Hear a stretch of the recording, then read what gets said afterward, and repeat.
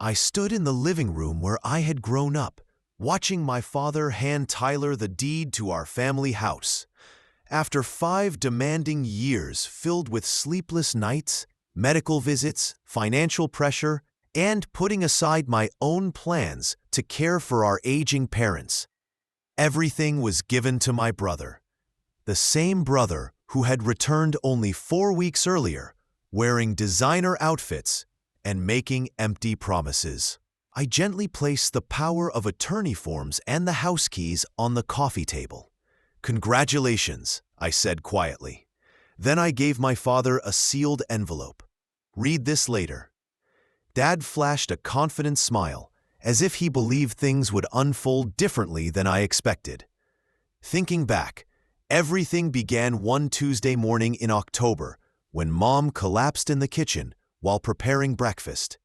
Her stroke came suddenly, leaving her right side weak and her speech slurred. Dad found her on the linoleum floor, still gripping a spatula in her shaking hand. That same week, his diabetes spun completely out of control after years of poor habits. His blood sugar readings fluctuated so much that Dr. Patterson warned us about the risk of kidney damage and vision problems. I remember driving 45 minutes each way from my small apartment in Riverside to their home in Maple Grove. Day after day, my routine became predictable yet exhausting. At 7 a.m., I unlocked their front door and found Dad struggling with his insulin injections, his hands trembling from low blood sugar. Mom would be in her recliner, upset because she couldn't button her sweater or tie her shoes. Their medication schedule was so complicated that I created a color-coded chart and taped it to the refrigerator. Mom's blood thinners at 8, Dad's insulin before meals, blood pressure pills twice a day, and several other prescriptions that ensure disputing charges and coordinating with doctors who rarely communicated with each other. Grocery shopping turned into a strategic task. Foods suitable for diabetes, items Mom could chew easily, soft vegetables that wouldn't strain her weak jaw. Everything needed to be low sodium for Dad, but still flavorful enough so they would actually eat. I spent hours reading nutrition labels and looking up recipes that matched their dietary needs. My girlfriend Stephanie tried to be patient at first. She waited calmly when I canceled dinner plans because Dad had fallen in the bathroom and needed stitches. When I missed her birthday because Mom was hospitalized with pneumonia, she smiled and said she understood. But after 2 years of canceled trips, interrupted weekends, and constant exhaustion on my end, she finally packed her things. "Marshall, I love you, but it feels like you're already married to someone else," she said through tears. The promotion offer in Seattle came at the worst possible moment. My supervisor, Janet, called me into her office and explained that the regional manager role was mine if I wanted it. $60,000 raise, a company car, and full relocation support. I sat in that conference room staring at the offer letter while my phone buzzed with messages from Mom's physical therapist about missed sessions and from Dad's doctor about worrying test results. I turned down Seattle without telling my parents. They would have pushed me to take the job, but we all understood they couldn't manage alone. Dad's eyesight had gotten so bad he could hardly read pill bottles or handle his finances. Mom's left hand was improving, but she still couldn't grip objects or write clearly. Tyler, meanwhile, was busy chasing his Hollywood ambitions in Los Angeles. He called maybe twice a year, usually around Christmas or Dad's birthday. The calls were predictable. Auditions, callbacks that never worked out. Exaggerated stories about famous people he supposedly met. Then, eventually, he would bring up money troubles. student loans from acting classes, rising rent, car repairs. Dad quietly sent him money orders, sometimes $500, sometimes $1,000. I discovered them by accident when helping Dad organize documents for tax season. Over 2 years, he had sent Tyler over $12,000. When I asked about it, Dad grew defensive. "Your brother is chasing his dreams. He needs support during a tough time." I wanted to remind him that my career had been put on hold too, but I stayed silent. The breaking point came when I realized their Social Security and Dad's pension were no longer covering basic expenses. Property taxes were up. Utility bills had increased because Dad kept the house warmer for Mom's circulation issues. Medical copays were rising even with Medicare. Without saying anything, I couldn't stand seeing them stressed about money while dealing with health problems. I sold my Harley-Davidson motorcycle, the one I bought to celebrate my first promotion. It symbolized freedom, weekend rides, and spontaneous trips. But Mom needed a shower chair that insurance wouldn't pay for, and Dad's prescription costs doubled after his doctor changed medications. I moved from my comfortable one-bedroom apartment to a cheaper studio. The smaller space felt suffocating after long days at my parents' house, but the savings allowed me to keep helping them without their knowledge. I used vacation days whenever emergencies happened, which was often. Eventually, I ran out of leave and had to take unpaid days off. The hardest part was hearing Dad brag about Tyler's success while I managed the daily challenges of caregiving. "Your brother is doing great out there," Dad would say as I sorted his medications. "He's meeting with important producers next week." I just nodded, even though Tyler's last 3 big opportunities had gone nowhere. Mom would show me photos from Tyler's social media, him at fancy restaurants and industry events. "Look how confident he looks," she'd say proudly. "He's going in financial documentation." I began keeping detailed records of every bill I paid and every expense I covered. Not because I wanted revenge, but because I finally understood that being responsible didn't mean sacrificing myself endlessly. I never imagined that 3 years later, Tyler would return with plans that would test everything our family claimed to value. I had no idea my records would become the basis for a confrontation that revealed who my parents truly trusted. Tyler arrived on a Thursday afternoon in a shiny silver BMW that looked brand new. I was helping Mom with her afternoon medications when we heard the car pull into the driveway. Through the window, I saw him step out wearing designer sunglasses, perfectly ironed khakis, and a polo shirt that probably cost more than my monthly groceries. "The prodigal son returns," Mom whispered, her face glowing with excitement.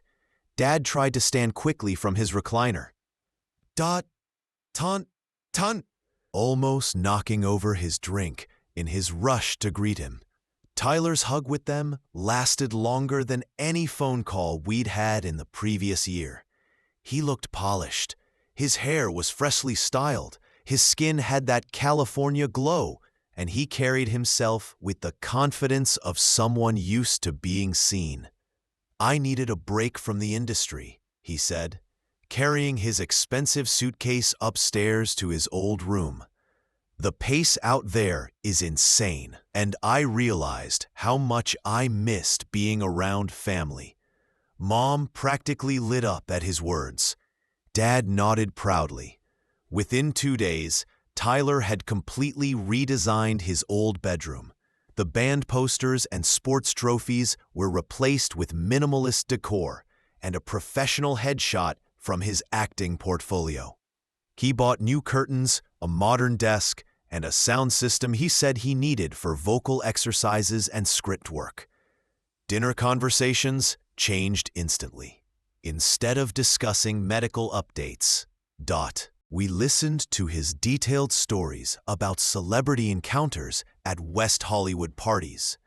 He talked about near-miss auditions for major films and callbacks that almost turned into big roles. He described industry contacts who were supposedly helping him with future projects. "You should have seen the craft services table on this Netflix shoot," he said, while eating the pot roast I had made. Their budget for one day was probably more than most people make in a month. Dad listened, fascinated. Mom asked endless questions about the actors he claimed to know. What bothered me was how Tyler avoided all actual caregiving tasks. When Dad's blood sugar dropped dangerously low on Tyler's third day home, he conveniently left to run errands just as I was calling the paramedics. During Mom's physical therapy sessions, he scheduled mysterious meetings or phone calls to stay out of the house. He still had opinions, though. Tyler argued that Mom was becoming too dependent on assistive devices and needed to push herself more. He questioned Dad's medications, saying he had researched alternatives online. "You're letting Marshall baby you," he said during one tense conversation. "Independence keeps people dignified."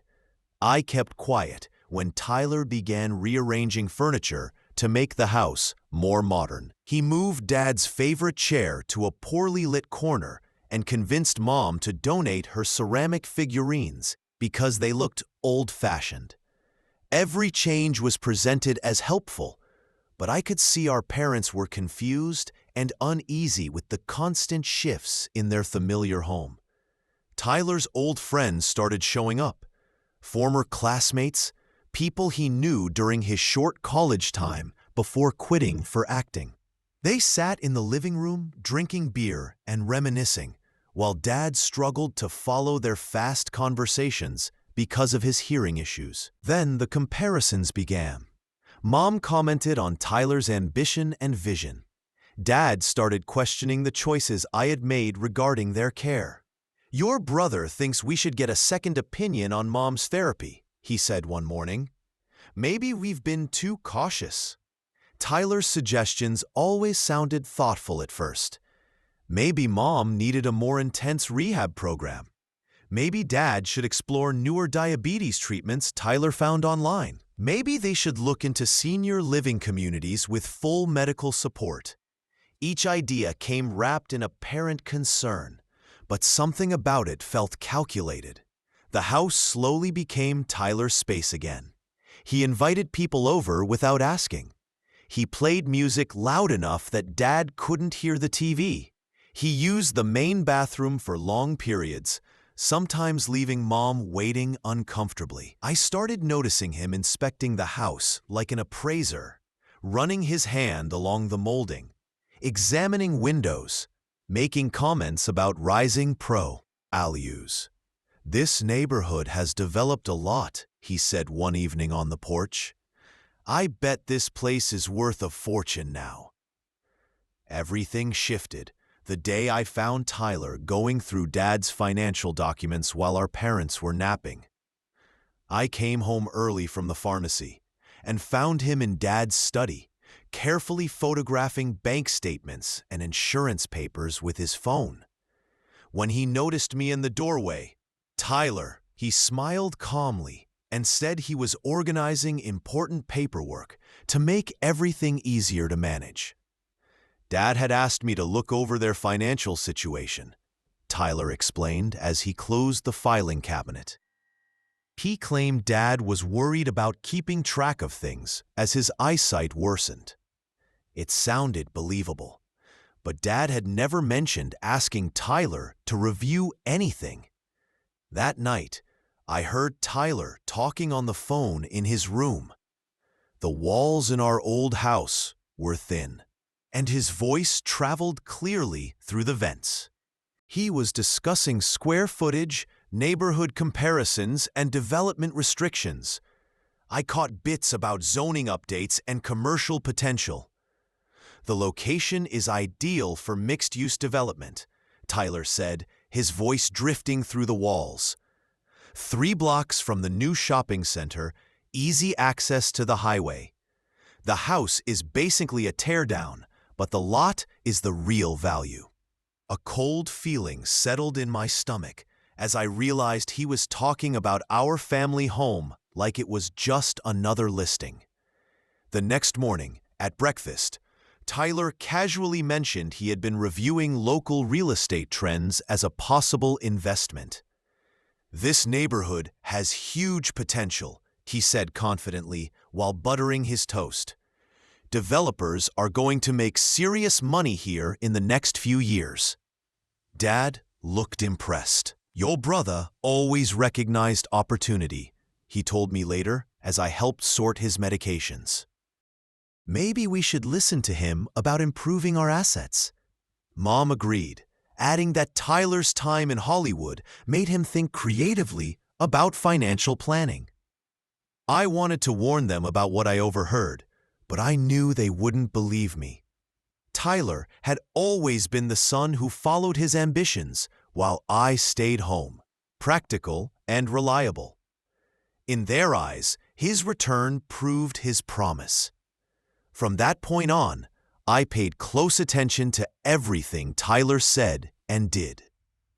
I documented his comments about selling the house and putting our parents in a nice facility with professional care. I saved screenshots of his posts about real estate and investment opportunities. 3 weeks after he returned, Dad called a family meeting. "Your mother and I have done some serious thinking," he said, his voice formal enough to make my stomach tighten. "We've decided it's time to make some important decisions about our future and the family's financial security." Tyler smiled, and I immediately understood this plan had been formed without me. The son who had dedicated 5 years to caring for them was about to see what that sacrifice meant to the people he supported. Dad scheduled the meeting for Sunday and asked me to invite Uncle Robert, Aunt Patricia, and Cousin Jessica. "This is important for the whole family," he said with unusual seriousness. Tyler set up folding chairs and even bought flowers. Acting as if it were a celebration, Uncle Robert arrived first, followed by Aunt Patricia carrying a covered dish. Jessica and her husband Brad showed up soon after, confused about the formality. Tyler welcomed everyone warmly, talking about his Los Angeles experiences, while I quietly helped Mom settle into her favorite chair. The living room felt crowded, with 8 adults in a room meant for small family gatherings. Dad stood near the mantel with Tyler beside him, while Mom sat smiling in her recliner like she was at a church service. "Thank you all for being here," Dad began, his voice stronger than it had been in months. "Margaret and I want to share some important decisions with you. We're fortunate to have 2 wonderful sons, and it's time to protect our legacy for the next generation." Tyler shifted, and I noticed the small smile on his face. Uncle Robert leaned forward. Aunt Patricia set down her cup, giving full attention. "After much thought and prayer," Dad continued, "we've chosen to update our will and estate plans.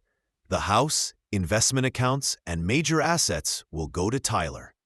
The words hit the room hard. Shock settled over everyone. Tyler stepped forward, sounding genuinely surprised, though I noticed he already had remarks prepared.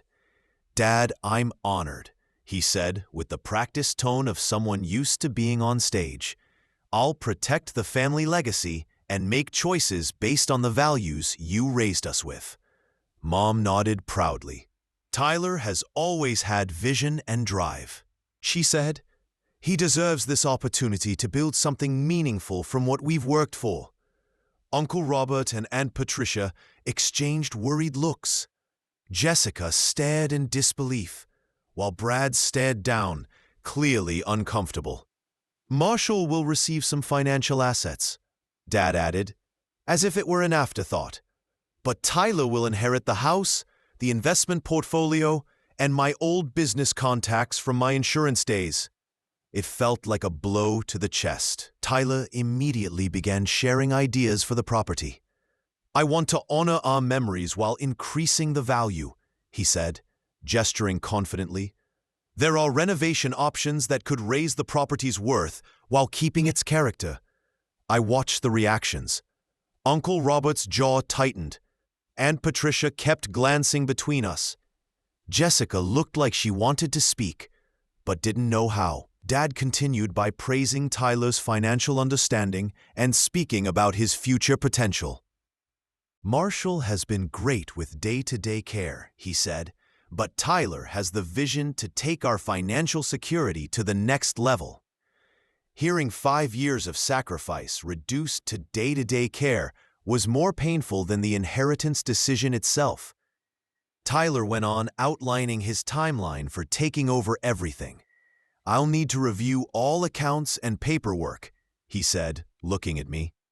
"Marshall, I know you've been handling it, so I'll need you to transfer everything in the next few days." He spoke as though it were obvious that I would step aside. He had no idea about the systems I had built, the relationships with doctors, or the constant coordination required for their care. Mom added her support. "Tyler deserves a chance to show what he can do," she said, squeezing his hand. "He sacrificed so much pursuing his dreams, and now he's ready to take on family responsibilities." The irony didn't even register for her. Then Dad delivered the final instruction. "Marshall, we'll need you to hand over the power of attorney documents tonight," he said casually. "Tyler will manage all financial and medical decisions from now on." The room fell silent. I wasn't just losing an inheritance. I was being removed from the role I had fulfilled for years. Uncle Robert finally spoke. "This is a major change," he said cautiously. "Have you considered how this affects ongoing care?" Dad dismissed the concern. "Tyler can manage everything. Marshall needs to focus on his own life." The implication that my dedication had been pointless was the harshest comment yet. Tyler talked about improving their care, using efficient systems and streamlined processes. Buzzwords that showed he had no understanding of what their daily needs required. I stayed quiet while the rest of the meeting unfolded, the family celebrating a decision that would reshape all our lives. Jessica mouthed, "I'm sorry," in my direction, but there was nothing she or anyone else could say to change what had already been decided. When Dad asked for the power of attorney papers and the keys, I stood, walked to my jacket, and pulled out the envelope I had prepared days earlier. I placed the documents and keys on the table, then handed Dad a sealed letter. "Congratulations, Tyler," I said evenly. "Read this when you have time, Dad." Dad smiled, clearly expecting a polite acceptance, but sometimes the most significant moments come from what people never anticipate. I stepped onto the porch, needing air after what happened.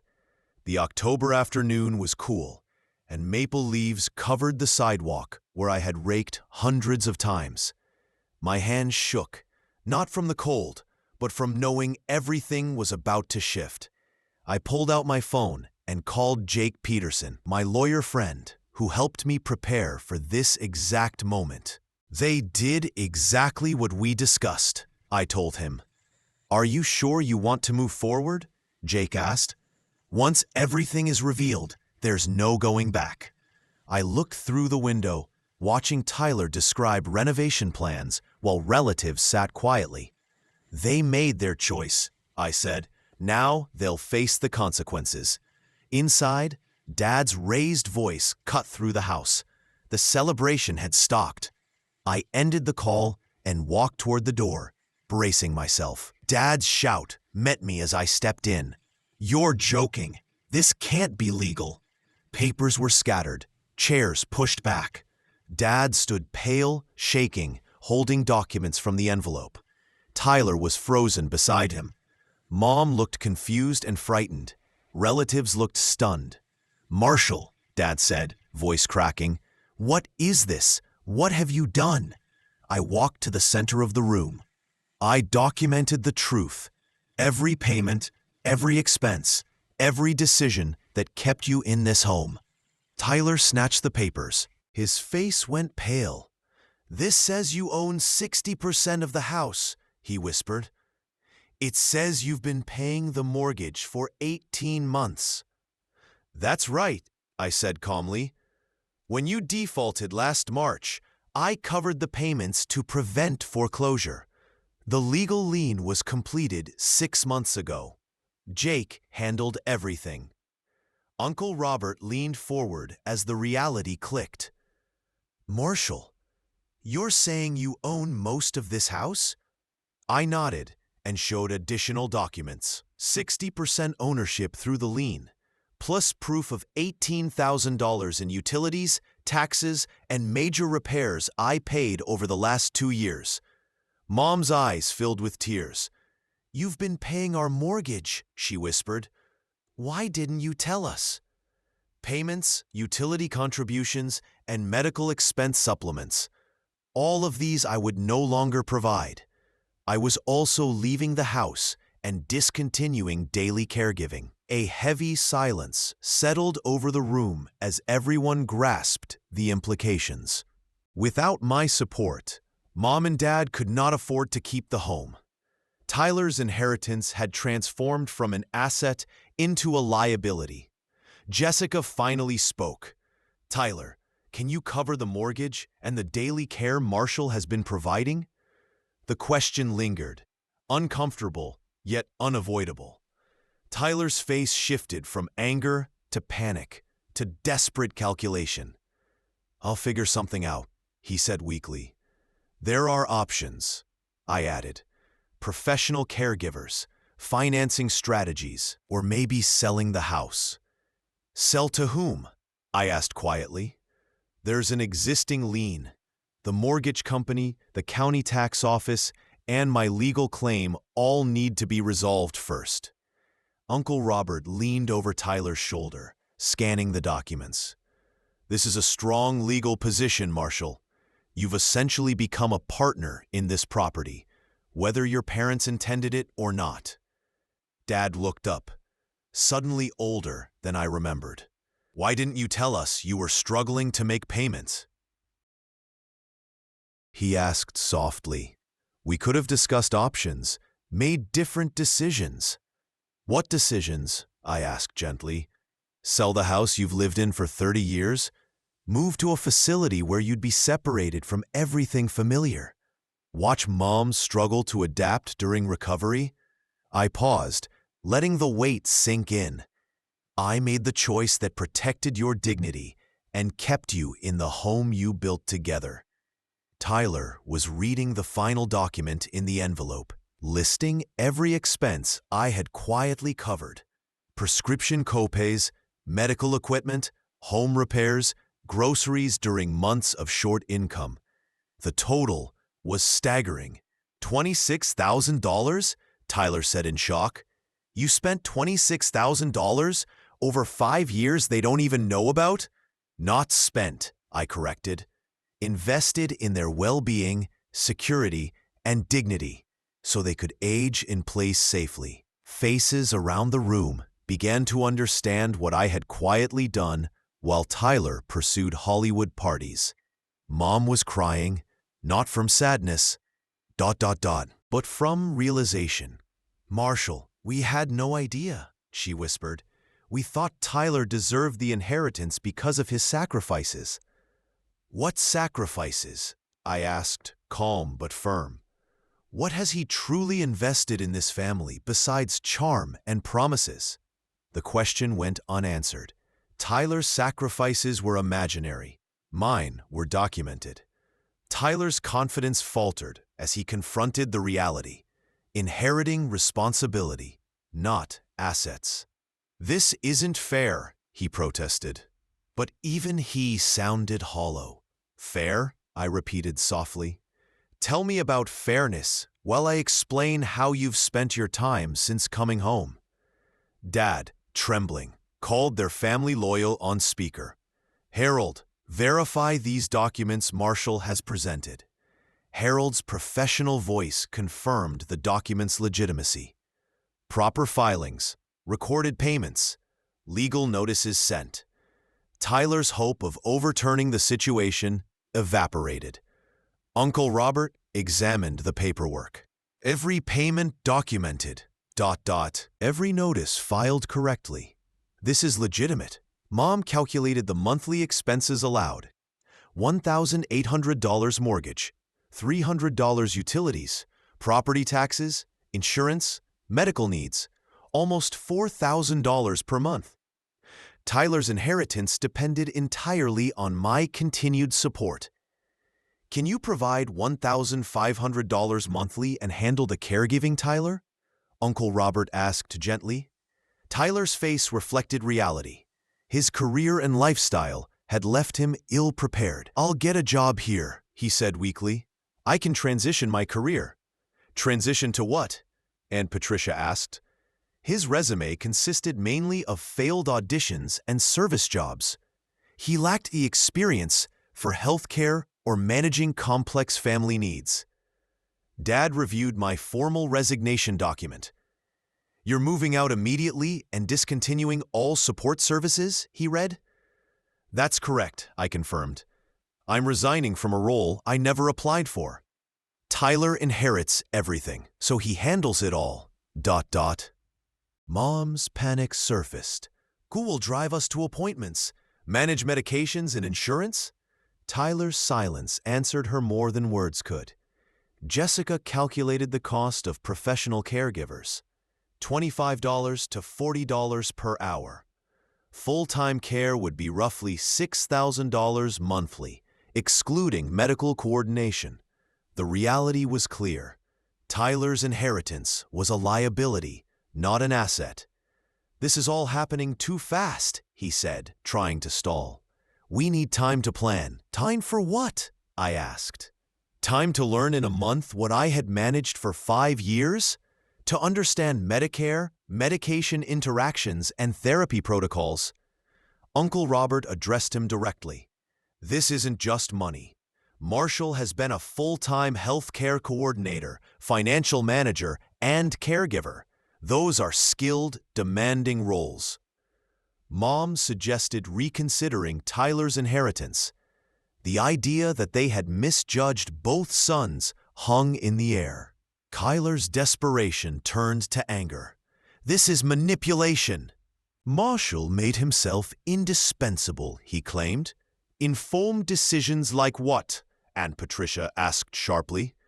Tyler's plan to move parents into a facility and sell their home became undeniable. Tyler tried to justify his intentions. I wanted to honor the family legacy, manage assets responsibly. Interesting, Uncle Robert said, revealing Tyler's past discussions about turning the property into commercial development. Tyler's composure crumbled. You were eavesdropping on my calls, he accused. The walls are thin, I replied calmly. I heard you discussing plans to demolish the family home. Dad asked directly, were you planning to sell the house to developers? Tyler admitted he was exploring options, using euphemisms about assisted living and future security. Aunt Patricia's blunt question cut through. Were you planning to put your parents in a facility to fund your acting career? Tyler's excuses faltered. Professional care facilities provide services families can't, he said. Marshall deserves his life, he added, trying to shift sympathy toward me. The irony was clear. His plan displaced our parents while claiming to protect my interests. Uncle Robert summarized, Tyler intended to place them in an institution, sell their home, and fund his career. Tyler protested weakly. Mom's expression mixed disappointment with heartbreak. Dad's voice was barely audible. How long before you moved us? Tyler's vague answer revealed his lack of concern. I revealed one final detail.